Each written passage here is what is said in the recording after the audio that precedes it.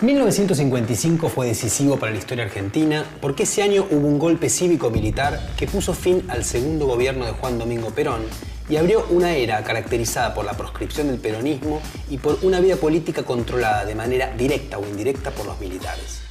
Para llegar a ese golpe del 55 hubo una larga serie de enfrentamientos previos.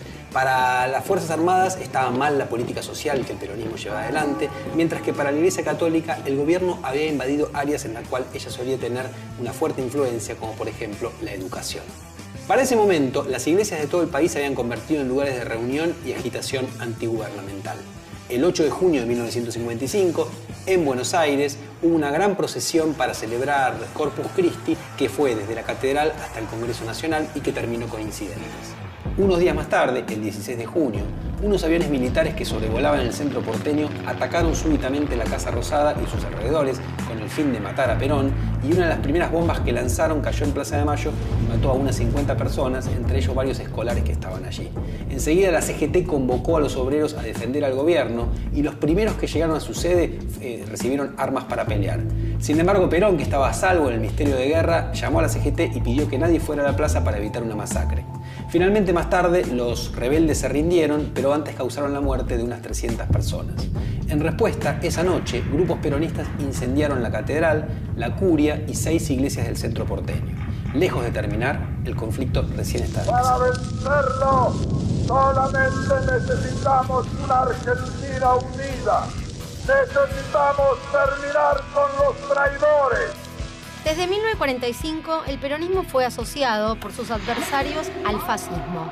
La defensa de la comunidad organizada, como una forma de corporativismo, la intervención del Estado en la economía, la presentación del movimiento como una tercera posición, esto quería decir que no era ni democrático liberal, ni comunista, la identificación del movimiento con los valores nacionales, eran los elementos que la oposición usó para asociarlos. Sin embargo, fue en 1955, con la Revolución Libertadora, que se terminó por identificar a Perón y a su movimiento con el nazifascismo totalitario. Ese golpe había sido impulsado y apoyado por un heterogéneo grupo que lo que llamaba era a liberar la sociedad del peronismo. Este grupo estaba integrado por socialistas, comunistas, radicales, nacionalistas, católicos y conservadores. Y todos ellos, en lo que estaban de acuerdo, era que el peronismo había perseguido a la oposición, había atacado a los intereses y valores culturales de las clases más establecidas e impulsaba un estilo que era rebelde y que era contrario a las instituciones republicanas. Su diagnóstico consistía en que había que terminar, como fuera, con el fenómeno peronista. Este intento por desperonizar la sociedad resultó todo un fracaso. Tuvo como resultado una mayor polarización de esta misma sociedad en torno a esta división antagónica entre peronistas y antiperonistas. Una división que dejó su marca en la cultura política argentina.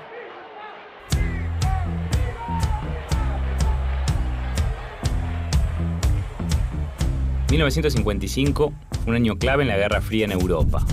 Se producía la reunificación de Alemania Occidental, que unía las 3 partes que después de la Segunda Guerra Mundial quedaron bajo control de Estados Unidos, Francia y Gran Bretaña. Es decir, este se transformaba en un estado independiente, separado de Alemania Oriental, bajo la órbita de Moscú. Ese mismo año la Unión Soviética logró lanzar la bomba de hidrógeno transportable, dando un paso clave en la carrera nuclear por lograr un desarrollo más avanzado que Estados Unidos. También en el 55 se produjo la famosa conferencia de Bandung, en Indonesia, que dio inicio al movimiento de los países no alineados, es decir, los países de Asia y de África, que planteaban una suerte de tercera vía de política de no alineamiento ni con Moscú ni con Washington. Ese año en Estados Unidos se produciría un hito fundamental en el movimiento por los derechos civiles. En diciembre de ese año, Rosa Parks, una afrodescendiente que viajaba en un ómnibus en Alabama, fue forzada por el conductor a pararse para ceder el asiento a un ciudadano blanco. Ella se negó y fue arrestada, lo cual llevó a los que luchaban por la igualdad de los derechos de los afrodescendientes a un boicot contra esta compañía de autobuses y un movimiento que tuvo alcance nacional y llevó a la figura de Martin Luther King al primer plano de la discusión política en todo el país.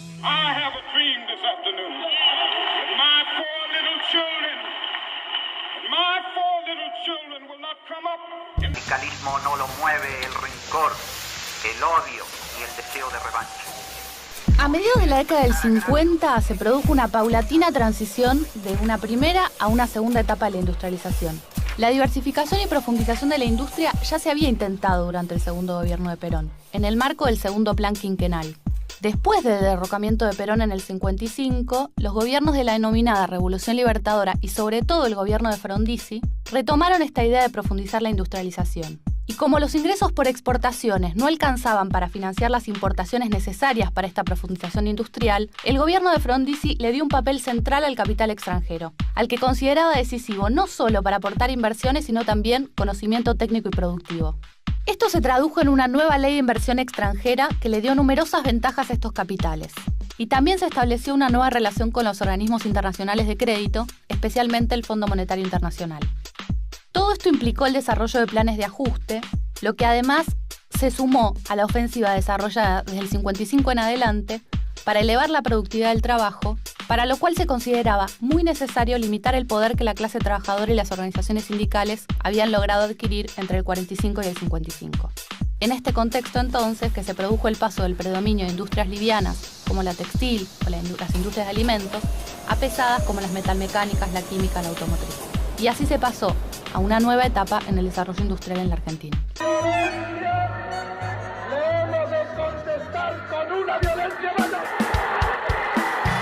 Después del bombardeo a Plaza de Mayo en junio de 1955, Perón quedó muy debilitado.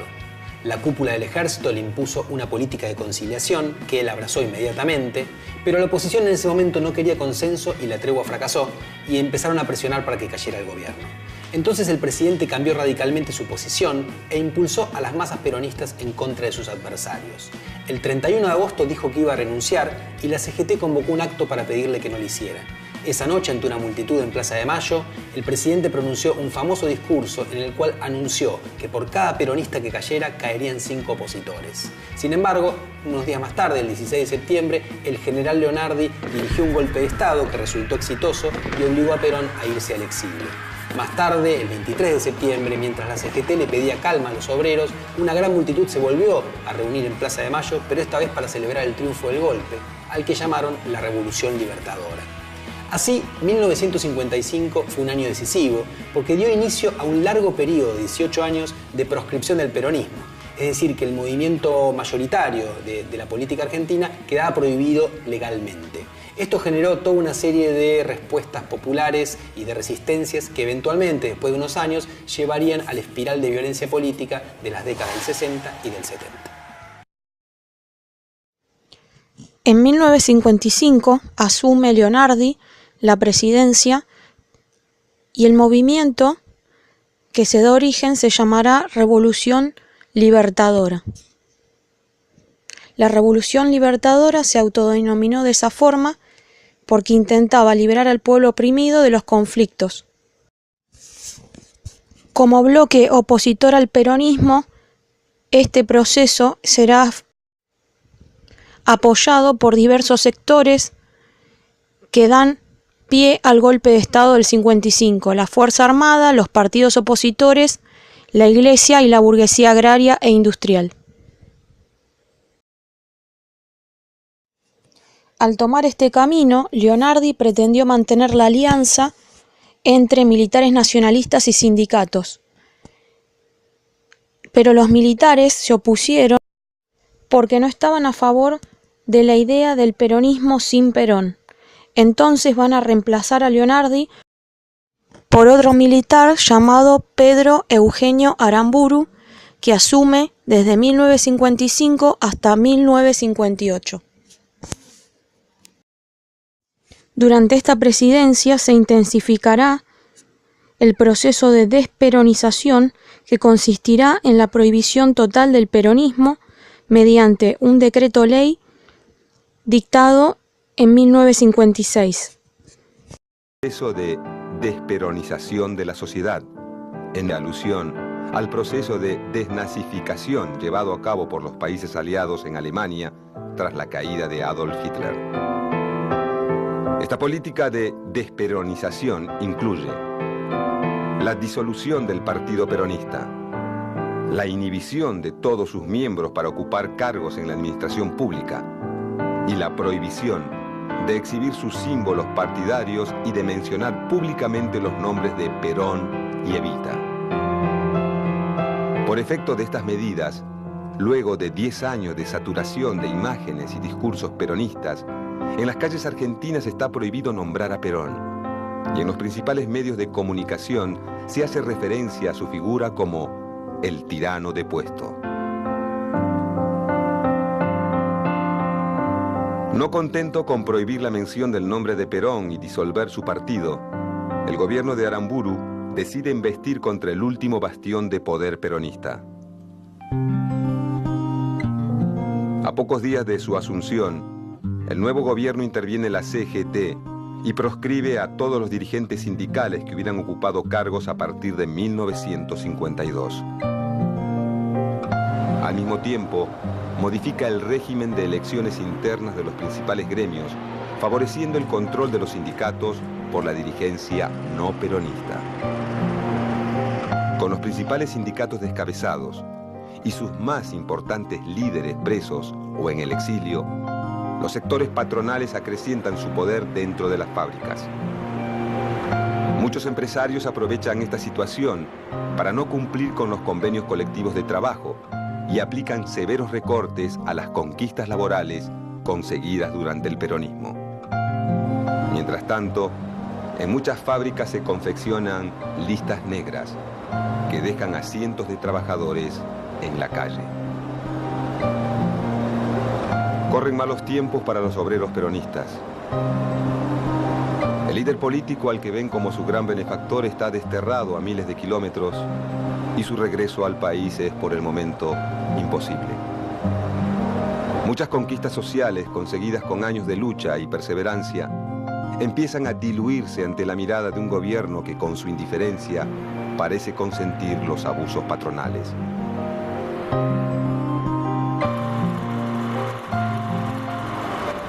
Al calor de la represión y el deterioro de las condiciones de trabajo, en el interior de las fábricas comienza a gestarse un movimiento obrero clandestino, que por el momento no tiene nombre, aunque sí tiene un fin muy concreto: la resistencia. La resistencia peronista comienza como un movimiento inorgánico que lleva a cabo sus acciones en los mismos lugares de trabajo. Estas acciones consisten en pequeñas maniobras individuales de sabotaje, como averiar una máquina, o formas de protesta colectiva, como detener el trabajo por un par de minutos y ponerse a silbar la marcha peronista. Muchos de los integrantes de los grupos de resistencia comienzan a formar comisiones internas dentro de las fábricas y a tejer alianzas con otros sectores del movimiento obrero, también proscriptos por el gobierno militar. De forma paralela a la reorganización del movimiento obrero peronista, varios militantes y ex líderes sindicales forman grupos de choque, muchas veces armados, que se dan a conocer como comandos de la resistencia. Estos comandos llevan a cabo acciones de protesta y reivindicación del partido peronista, como volanteadas clandestinas o la detonación de artefactos explosivos de fabricación casera, bautizados popularmente como caños peronistas. En sus primeras acciones de protesta, un grupo de militares leales a Perón planea un levantamiento armado contra el gobierno.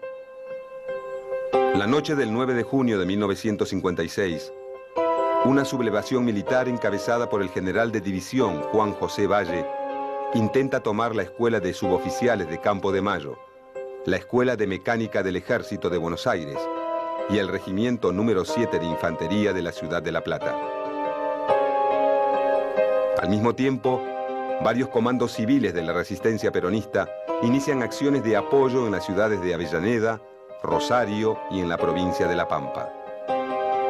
Este alzamiento plantea 3 claras exigencias al gobierno de la Revolución Libertadora: el cese inmediato de la persecución al partido peronista, la restitución de la Constitución de 1949 anulada por el gobierno de la Revolución Libertadora y la liberación de todos los presos políticos.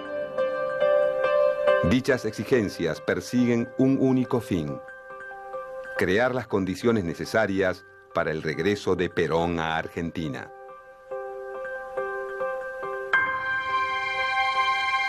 Llegada la medianoche, casi todos los focos de la rebelión son reprimidos.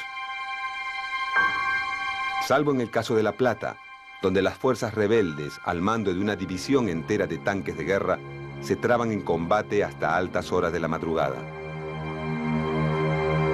El 10 de junio, el gobierno militar de la Revolución Libertadora establece la ley marcial. En las siguientes 48 horas se llevan a cabo fusilamientos en Lanús, La Plata, José León Suárez, Campo de Mayo, la Escuela de Mecánica del Ejército y la Penitenciaría Nacional. Para la medianoche del 11 de junio de 1956, la lista de ejecutados asciende a 16 militares y 13 civiles. Con la intención de poner fin a las ejecuciones, la mañana del 12 de junio, el general Juan José Valle se entrega a las autoridades militares. Esa noche, en el patio de la Penitenciaría Nacional, Valle es fusilado. Ante el fracaso de la sublevación militar, tanto Perón, que la había alentado desde el exilio, como los comandos de la resistencia que actuaron en su apoyo, abandonan la idea de la lucha armada para volcar sus esfuerzos a la reorganización de los sindicatos.